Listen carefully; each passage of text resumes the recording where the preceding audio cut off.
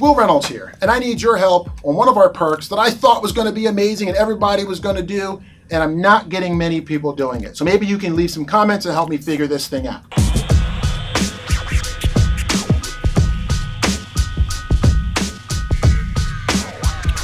So when I get asked to speak at an international conference, I like to take my team members along with me, and it's one of the perks that we have for our team. When we look at our team members and we talk to them and we survey them, there's a couple of themes that bubble up as to why they want to be at Seer.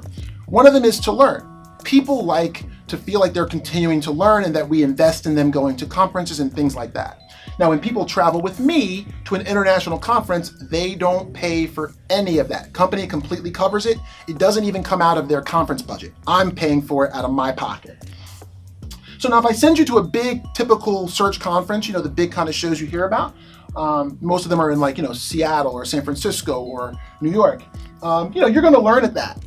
And you're also going to learn at the conferences that I get to speak at that are international as well. So those two things are kind of a wash. You're going to learn in either one. The next example I want to go into is networking. Now, I don't know about you, but I've seen the lines of people trying to talk to me after I present, and it sucks to be in that line. I've been in that line, and it sucks to see that line as a speaker.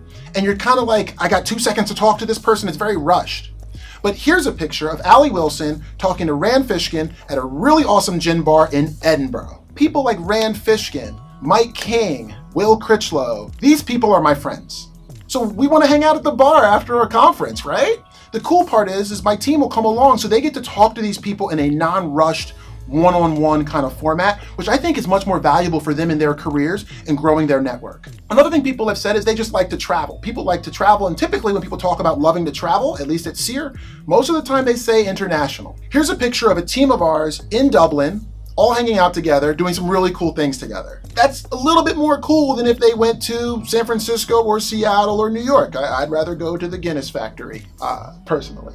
So I feel like the travel and the experience of being able to go to a new country that maybe you've never been to before is just a little bit more fun than a place that you can reasonably think you might go to, like our office in San Diego, or to go to New York or San Francisco or Seattle. Accessibility. So one of the things that people say to us is, they like the fact that our executives, myself included, are accessible. We're people that you can actually get, talk to, etc. So here's a picture of Katie Pulaski and I, and Rio, my son, making pisco sours in Peru. What's up, Katie? Katie's going on 3 trips, I think, in a matter of 1 year because no one was pitching. Crazy. So accessibility is about spending time with your executives in a meeting, or not even a meeting, but in a bar in Peru, versus it always being like a meeting in a conference room about a thing, right? It's just a different way of connecting with somebody, and I personally really enjoy that time with our team members. So you might think, well, damn, Will, that sounds really cool. It must cost a fortune. Wrong. You would be wrong. Let me break down the costs. So let's say we send somebody to a conference like an SMX Advanced in Seattle. You're going to spend about $300, $400 to get people to travel there. The hotels are going to be a little expensive, and the tickets are going to be expensive. It's a really good conference.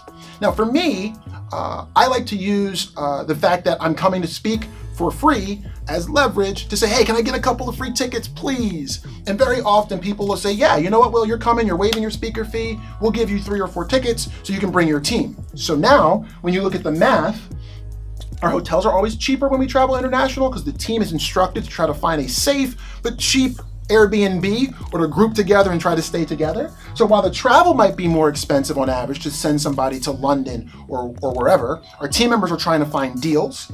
They also then try to find deals on lodging. So as a result, the cost is usually significantly cheaper. So you would think with all of this being done, all of it being covered by my dime, I would get people interested.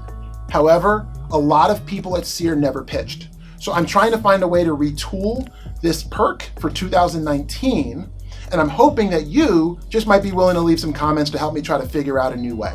Thank you so much.